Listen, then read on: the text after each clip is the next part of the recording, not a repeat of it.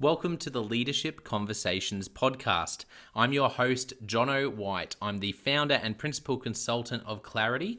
We are an Australian-based consultancy that works with leaders around the world, and our passion is to invest in people to become everything they're meant to be in order to fill the world with healthy organizations that people love to work for and customers line up to buy from.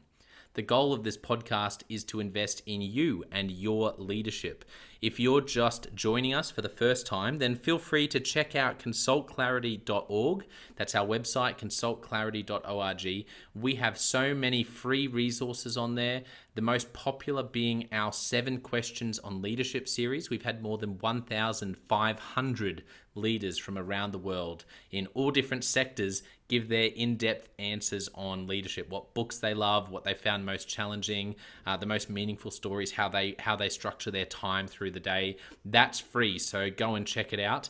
And we'd love to interview you about your leadership. I believe you have advice from your experience, your context, and your life so far that is important and can help other leaders. It's also a great way to give back. It's free to get involved, and you can do so by going to consultclarity.org/7-questions-interest, or just Google consultclarity.org 7 questions interest and fill out the form that pops up.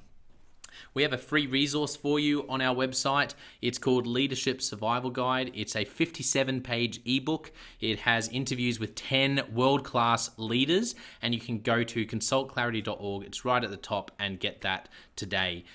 We also have a daily email that we send out to over 15,000 leaders, and that email contains the highlights, our best content from our podcasts, our blog, my book, the books that we're loving that are out there about leadership. It's also the best way to get access to our masterclasses and workshops before anyone else. And there's also exclusive and limited special options just for subscribers. And you can subscribe by going to consultclarity.org/subscribe.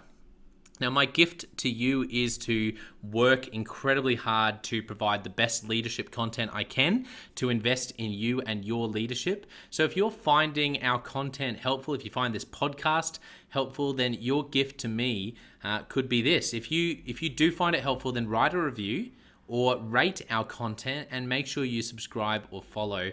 I can't emphasize enough how helpful that is. It really does help us to get the word out there so we can invest in more leaders to become everything they're meant to be.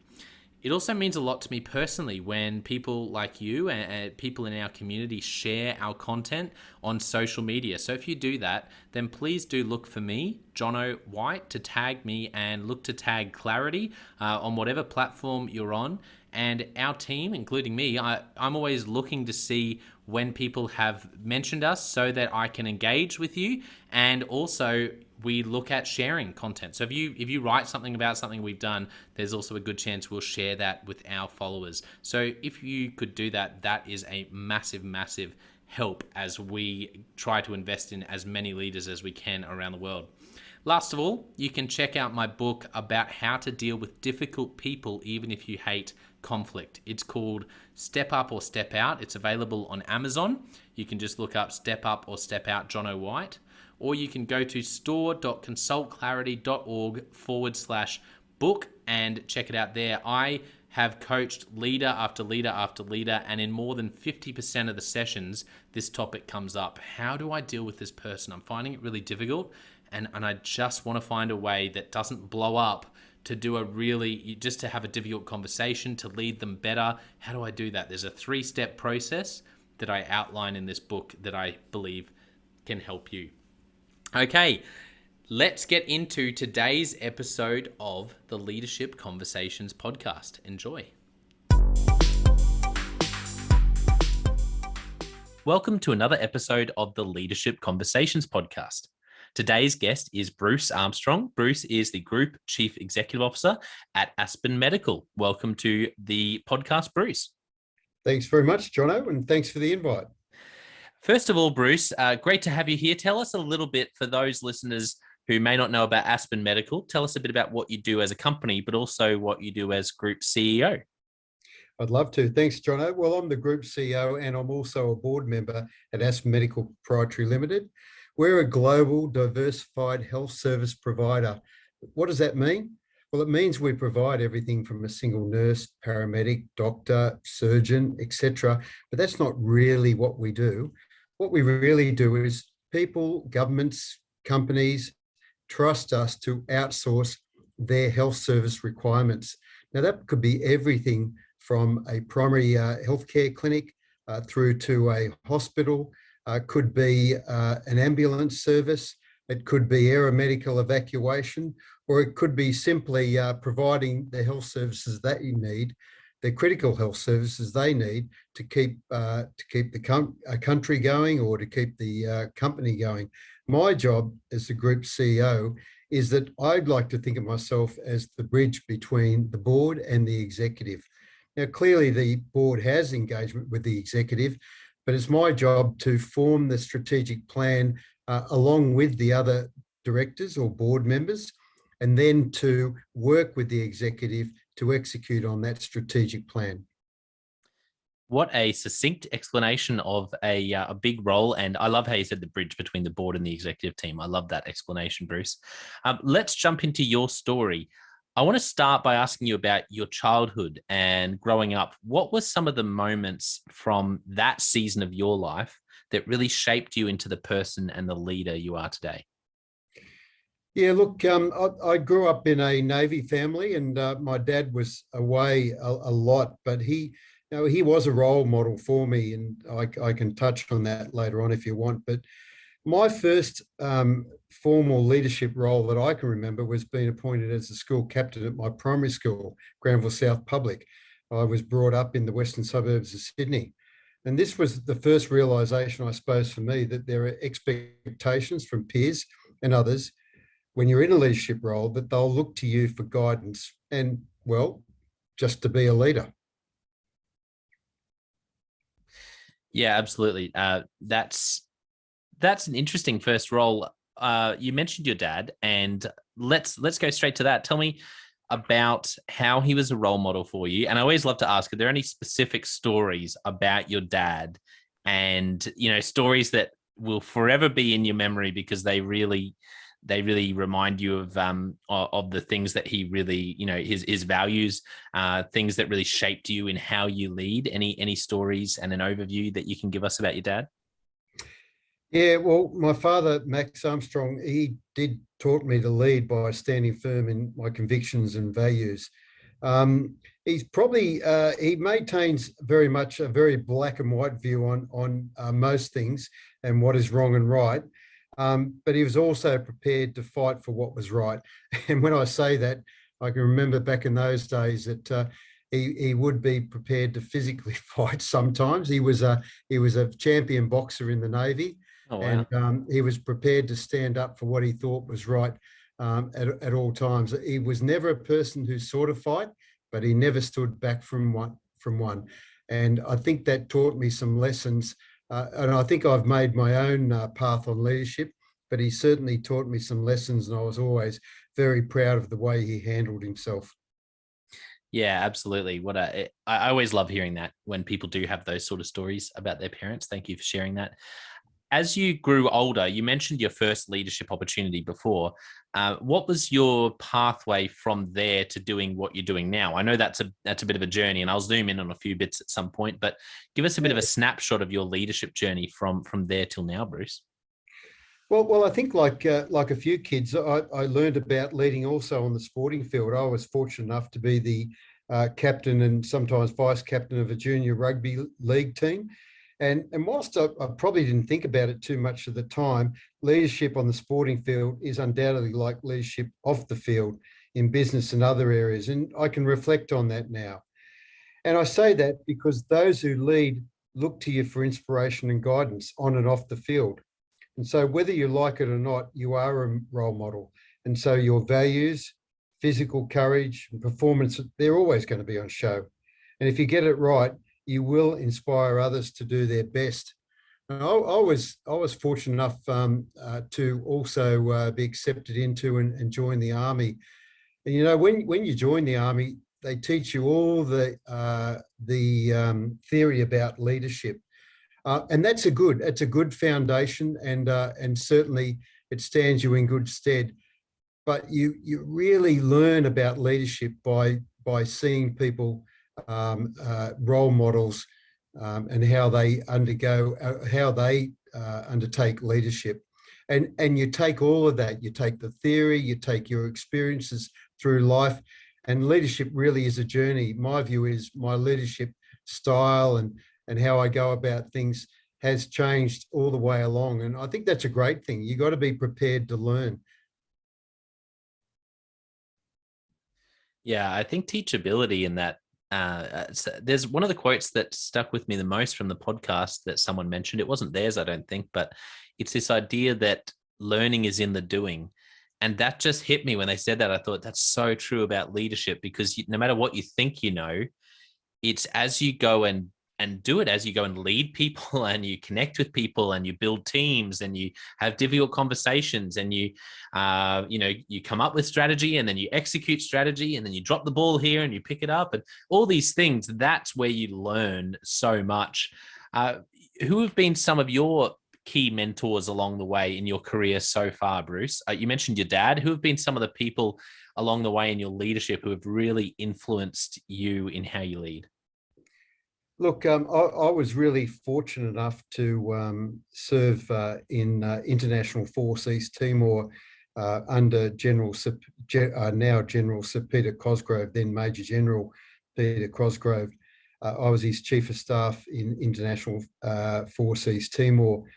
And I was able to observe firsthand how Sir Peter was able to lead and optimise the performance of the 22 nations that made up Interfet, but not only how he was able to lead just with those 22 nations who all had their own national objectives to try and achieve when they were over there, but also to lead with other key figures, the UN, the leaders of the UN, the leaders of the political parties in East Timor, the leaders of the non-government organisations.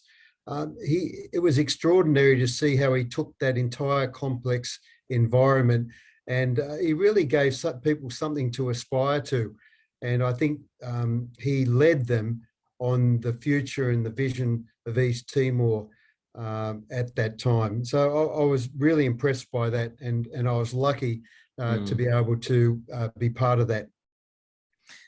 Yeah, I guess a lot of Australians listening will know of Sir Peter Cosgrove and what an incredible legacy he already sort of has.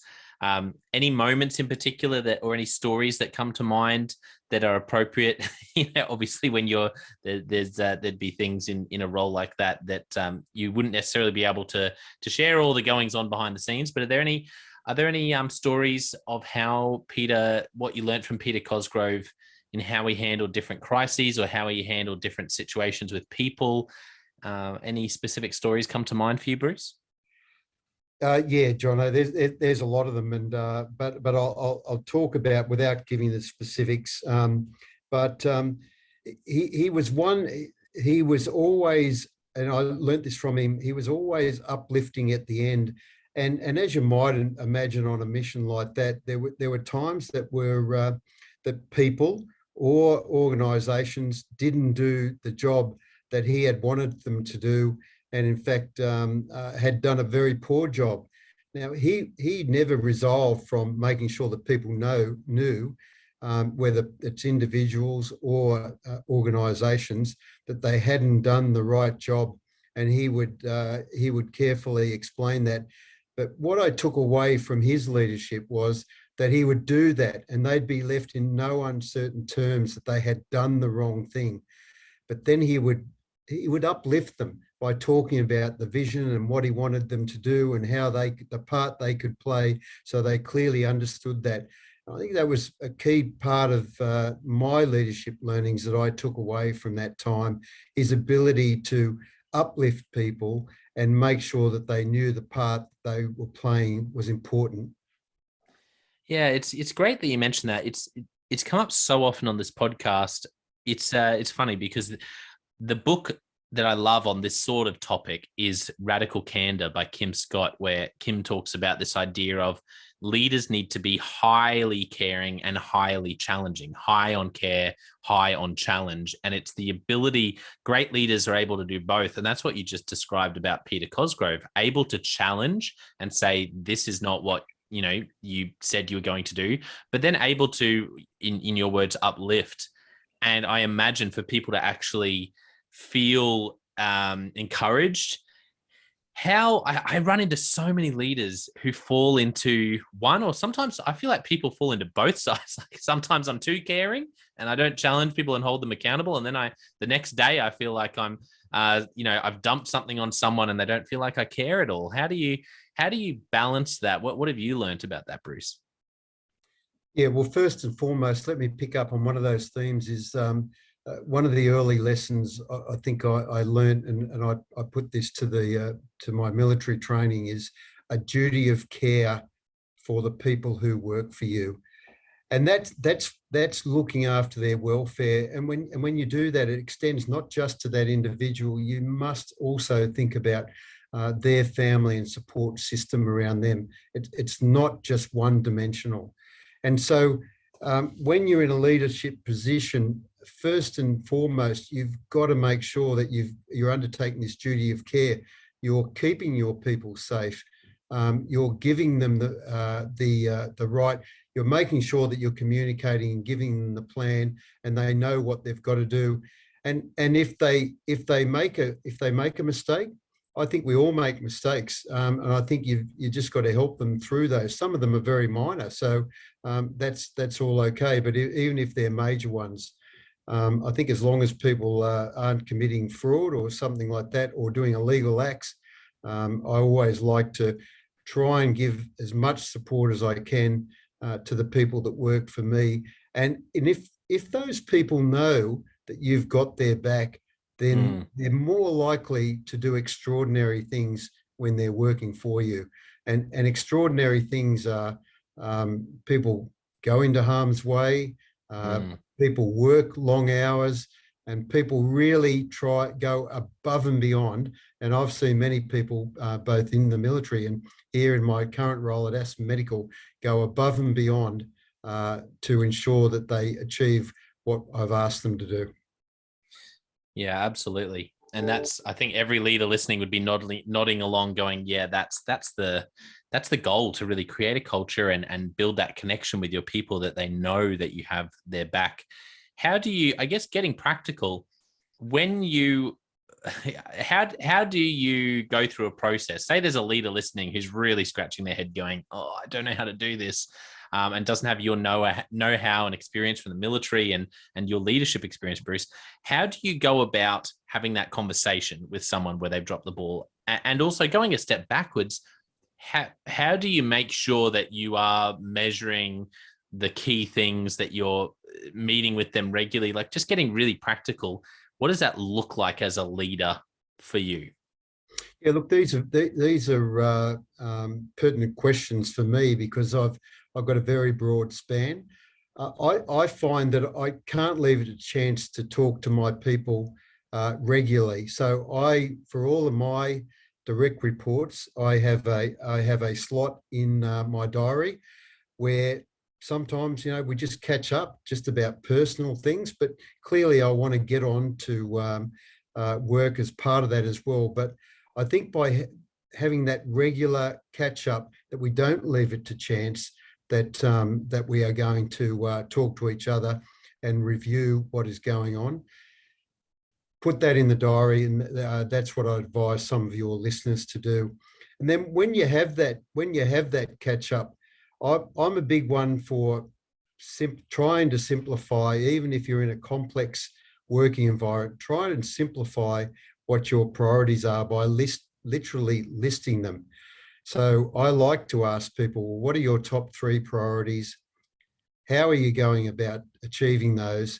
And importantly, how do you measure those? And then that gives you a reference point as well when you're regularly meeting with your team. You can just have that as a conversation, how things are going. There might be other times on really complex projects where you want the reporting to be a bit more formal. And certainly there are times when we do that here at Aspen Medical.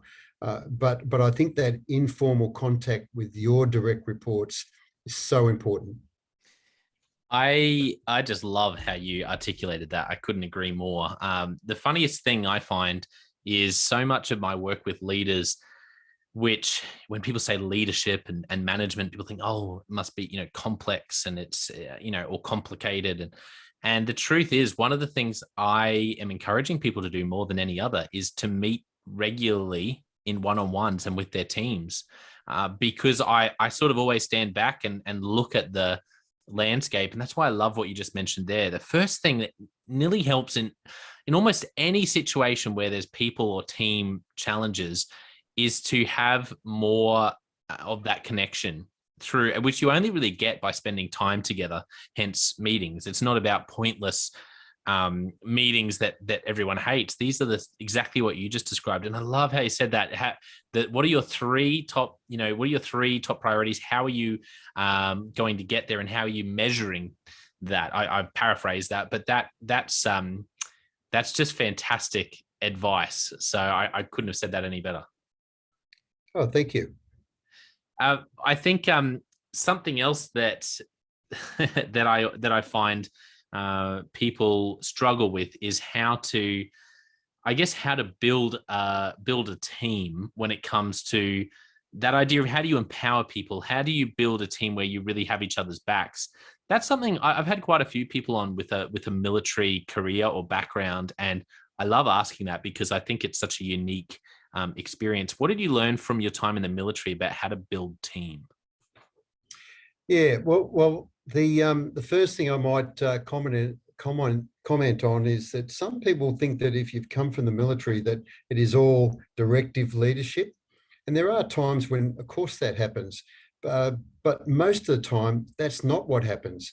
You've still got to convince people about what you want them to do if you want them to do the absolute best job at that. So my time in the military taught me about commander's intent, and that is, and I like that. I used that just before with one of my team that I was talking to, didn't have a military background. He asked me to explain it to him, and for your listeners, I'll do the best. And that's simply saying, this is what I want to achieve as an outcome, but how you get there, I want you to figure that out.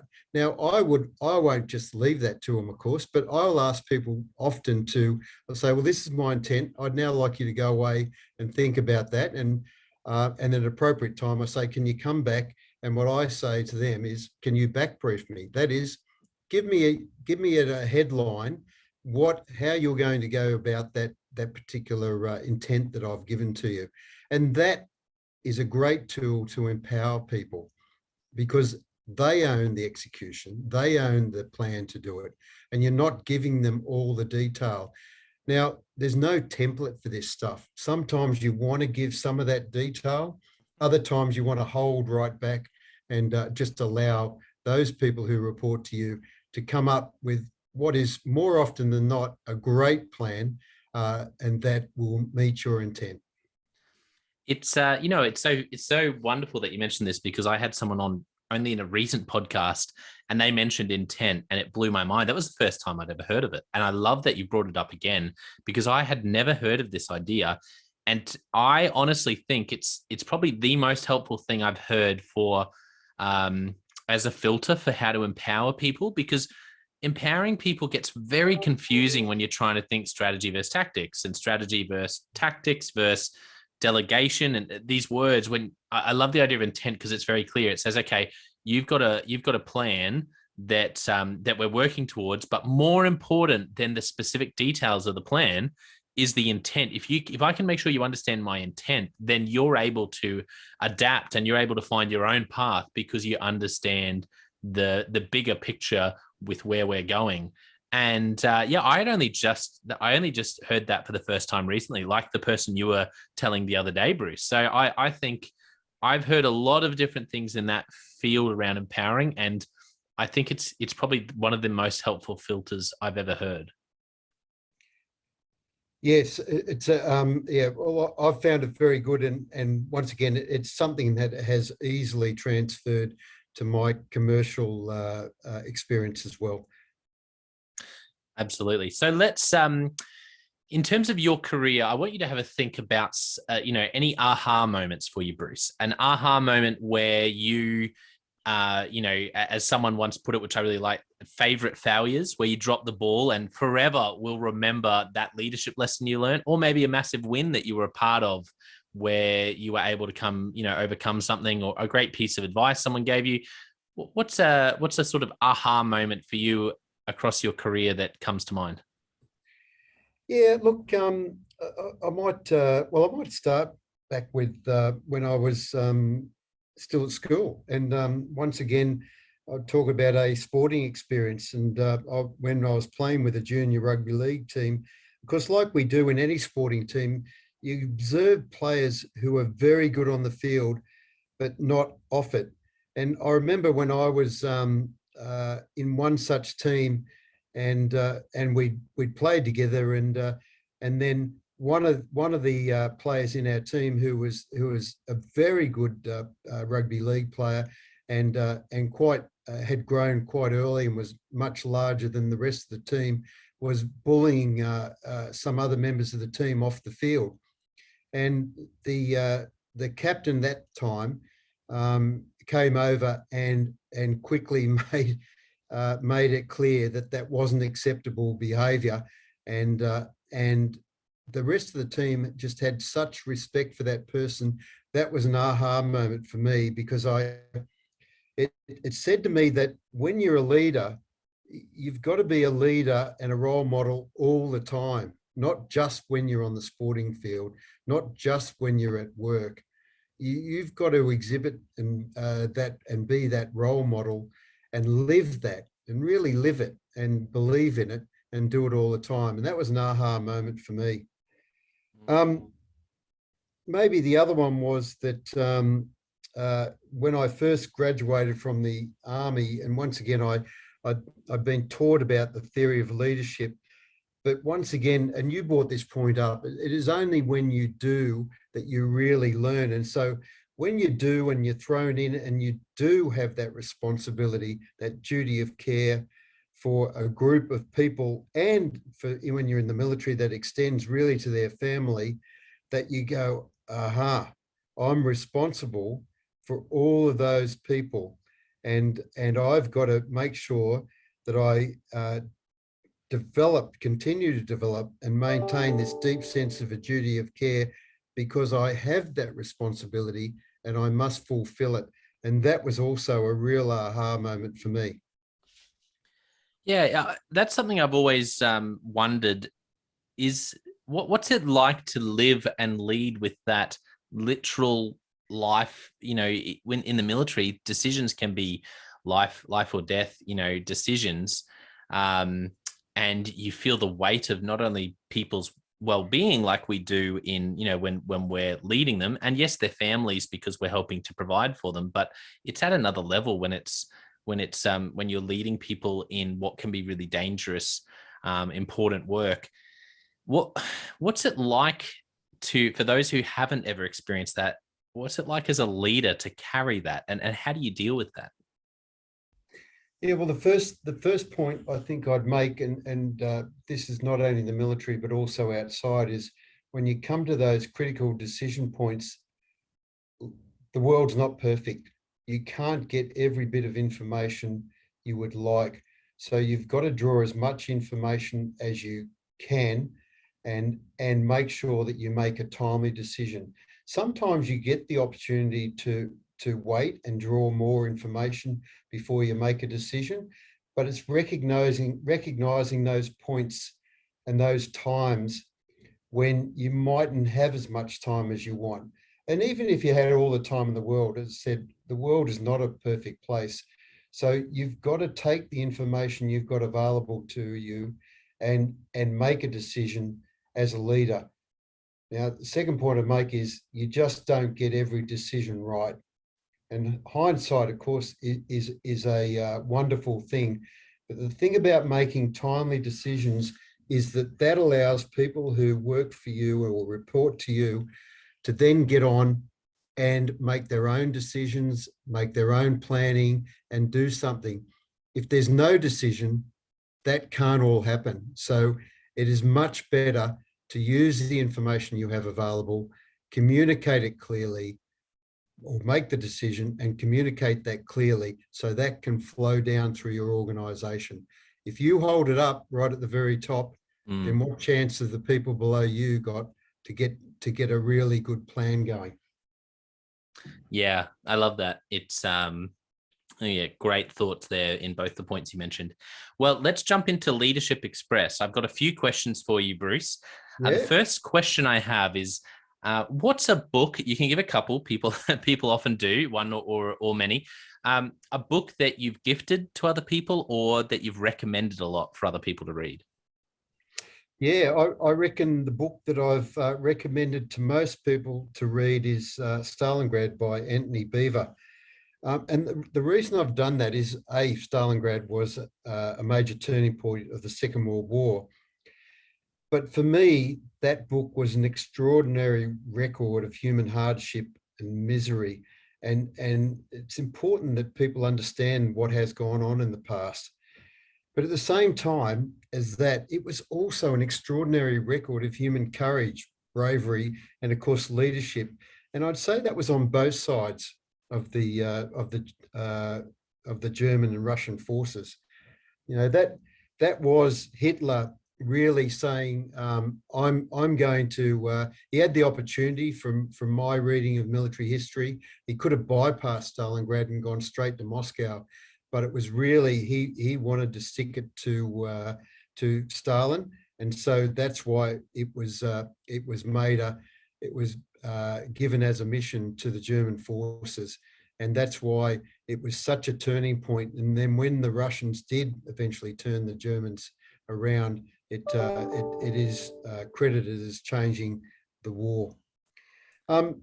Just so your listeners don't think that I only read military fiction and biographies, I'll also include one that I use out in private industry, and I was given very early on, and it's called The 1 Minute Manager Meets the Monkey by Ken Blanchard. And in fact, I have it here at work because it's only a very small book, and I'd recommend it. It doesn't take long to read, but for me, it's a great guide for corporate leaders looking for tips on how to empower their employees and teach them to succeed in their jobs with minimal direct guidance. I won't give away everything in the book. It's only small, but it's one that I'd recommended, and I've literally given mine, so it's well thumbed and well worn, and it's been read many times by people who work for me. Wonderful. Love it. Love both recommendations. Thank you. What is a recent leadership lesson you've learned for the first time or been reminded of? Look, I think the pandemic for all of us has been an extraordinary time, and it's, you know, the challenges have been substantial, both for business, for communities, for countries, for the world. And I personally, before I get onto the leadership lesson, I think that taught us many lessons. And I thought there was some silver linings. I don't know where you live specifically, but I witnessed in the community I lived in, even though people were shut up and unable to go out, there was a great upswing in the community and people looking out for each other. You know, whether it was as simple as baking some extra meals and or cooking some extra meals and making those available to people who were on their own, and just generally looking out. And I hope we don't lose that as we come out of the pandemic period. But the other thing I thought it taught me or reinforced that we've got to communicate key messages strongly and widely during a crisis. And I think we saw examples of that. I personally think we saw examples of that from around the world, from the World Health Organization, from political leaders. And certainly I did that, or I sought to do that with the entire team the global team that I had. And that was a challenge because you can't get out there to talk to them. So you got to think, and I'll give you two examples of what I did. Yeah. Was the first one was that I went into the studio and I recorded relatively short and sharp key messages to my global team. And I remember the very first one it was about letting them know that we had a plan and we were executing on it, and we did. And but I thought it was important to reassure everyone that right to the lowest level globally in this company, and we had a lot. At the peak, we had up near 6,000 people working for us, and we're around 4,000 at the moment. But it's hard to get a message like that out to everyone. But I thought it was important that they all knew, and I reassured them that there were challenges going on. But if you work for Aspen Medical, we had a plan on how we were going to deliver on our projects, how we're going to look after our people. The other tool that we did was that we over communicated in our meetings. And when I say that, our coordination meetings. So if you're the sort of company which we were, that you have a coordination meeting to synchronize all the efforts of the operations and the support functions once a week. Well, at the start of the pandemic and for many months after it started, our coordination meetings were held every single day of the week. And the reason we did that was we were doing a lot of projects in support of the Australian government, but many other governments around the world came to us because we are the only commercial company in the world that's certified by the World Health Organization as an emergency medical team for infectious disease and trauma. And because we had that certification, many governments and many global companies came to us. And so we were doing a lot of mission critical, as I call it, projects for those governments and those companies. And that demanded a high level of synchronization at the senior executive and senior management team within the company. So if you're the sort of company that might have a meeting once a week and you come into a crisis, step that up. We stepped it up to 1 day a week. Eventually we went down to 5 days a week, and now we're at 3 days a week, but we're still more than when we went in at the start of that crisis. Yeah, that's such good advice. I think I was surprised at how many organizations through COVID did respond with daily communication and daily meetings. And I think it's a reminder, and you hit the nail on the head, that it's not just global pandemics. It's also if you have any sort of real redlining sort of challenge or issue or season in an organization, I think we get afraid of bombarding our people with information. But it's one of the reasons I love the name. I love the word clarity. It's why I called my consultancy Clarity. Is people, if you can just be clear, if people can be clear, and that's why I love what you said about them, your people knew you had a plan. If you can be clear, that beats nearly anything else when it comes to, particularly in a crisis. Yeah, no, I agree. And the only thing I'd add to that is you've got to be clear. And that's why I like breaking things down to, I think, less is more on those key messages. Yes. And you've got to say them over and over again so that people can hear and understand. And that's fair enough. And you've got to say them in many different mediums. So I would write, I would do the YouTube videos. I would, and when I had the opportunity, of course, I would speak in person to our people around the world. So good, Bruce. I love that. Yeah, you mentioned the word over communicate. I love that because it's Patrick Lencioni talks about that in his work, the advantage and this idea of over communicating. It's such a great phrase. And I think it's, once again, it's a helpful filter for someone who's wondering how to communicate, that, like you said, to be succinct with, with what you're saying. You don't want to be writing essays, but to over communicate the really important things. Make sure that you are repeating yourself, particularly in a crisis. So good. One more question for you, Bruce. If you could only give one piece of leadership advice to a young leader, what would you say? If I was to give one piece of advice to a new young leader, I would say recognize and embrace the responsibility that you've been given. There is nothing more satisfying than leading a team and achieving a great result. It is the best feeling in the world. So don't be scared by leadership. Uh, don't be concerned about it. Embrace it. Understand the responsibility that you've been given, and work hard. Work hard to make sure that you're being the best possible leader that you can for your team, and understanding that that doesn't end when you leave work, when you shut the door, when you step off the sporting field. Leadership is a constant thing, and something that you should always be aware of your responsibilities when you're given that privilege, which it really is. And you get those great results, and you'll get the respect that would be due to you if you follow all those issues or notions that I just said.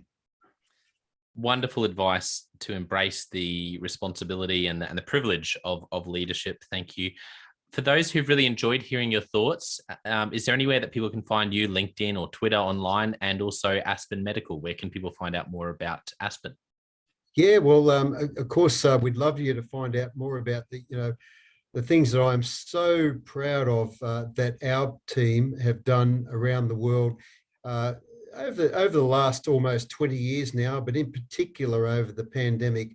Our team has gone above and beyond, as I said, on these mission critical services, products for governments and global companies. And I'd love your listeners to learn more about that at Aspen Medical, www.aspenmedical.com.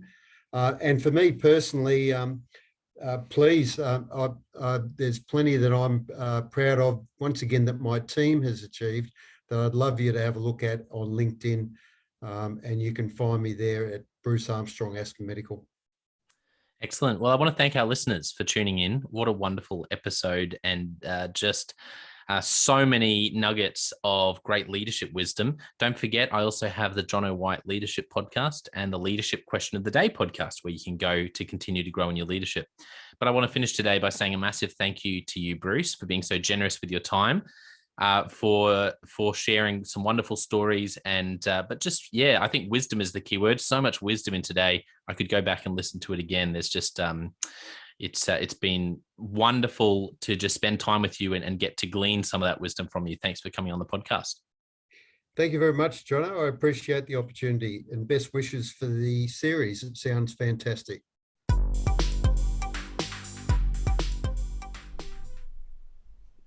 Well, I hope you enjoyed that episode of the Leadership Conversations podcast as much as I did.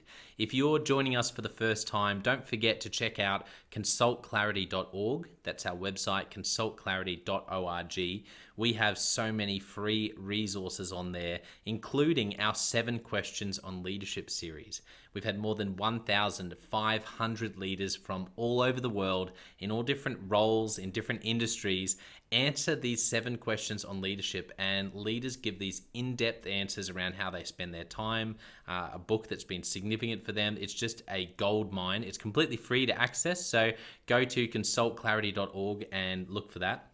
We'd also love to interview you about your leadership. I believe your experience, your life, your context means that you have advice on leadership that other leaders can learn from. Yes, you. If you're going, not me, well, no, I really believe you would have something to add. So if you're looking for a way to give back, it's completely free to get involved.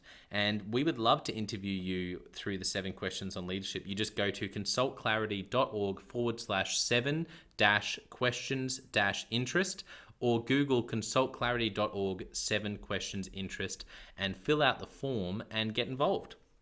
We have a free resource on our website called the Leadership Survival Guide. It's a 57-page ebook, 10 world-class leaders giving their thoughts on leadership, and that's completely free. It's available on our homepage, consultclarity.org, right at the top, so make sure you go and get that and download it today. And we have a free daily email that you can subscribe to. We send this out to over 15,000 leaders from around the world. And it contains the highlights of content from our podcasts, our blogs, our books we're reading. It's got the best content. And it gives you exclusive, limited, early access to our masterclasses, workshops, new products, special offers. It's all for our subscribers. You can go to consultclarity.org/subscribe and join 15,000 other leaders. And my gift to you is to work really hard, particularly through the Leadership Conversations podcast. I have been blown away by the quality of the leaders, and I'm learning as much as anyone in doing these interviews. So I'm having a great time. And my gift to you is to keep lining up the best leaders I can to invest in your leadership. Your gift to me, if you're finding this helpful, there is something that you could do that would help us out massively. And that is to write a review and to leave a rating for our podcast or wherever you're watching or listening to this. I can't tell you how much that helps us out. Also, subscribe or follow. It really does make a difference in helping us to help more leaders become everything they're meant to be. Another thing that means a lot to me personally is when I see our community share our content. So if you do share this or any other piece of content on social media, then thank you, and please do that. And look for me, John O'White, or Clarity, and tag us in your post. Our team is always looking for posts to engage with from our community, and there's also a chance that we'll share your content to go beyond and share it with our followers. Last of all, you can check out my book. It's called Step Up or Step Out: How to Deal with Difficult People Even If You Hate Conflict. I wrote this book because 50% of the coaching sessions I have with leaders, this topic comes up again and again and again. And it's this idea of, how do I have this difficult conversation? How do I lead this person better when I'm finding them difficult? Or in some cases, you look and you say, I think I might be leading a difficult person. They're just quite difficult to lead, or I'm finding them quite difficult to lead. So there's a 3-step process that I unpack in Step Up or Step Out. And the amazing thing, and I've literally done this myself, and I've heard it anecdotally from other leaders as I've coached them, is that if you follow this process, you will see that person step up and change their behavior or make a decision, which is to step out some of the time. 95% of the time, people will step up or step out in just 4 weeks. And I stand by that. It's you have to read the book to understand, but I really do believe in it, and I've experienced it firsthand. It works.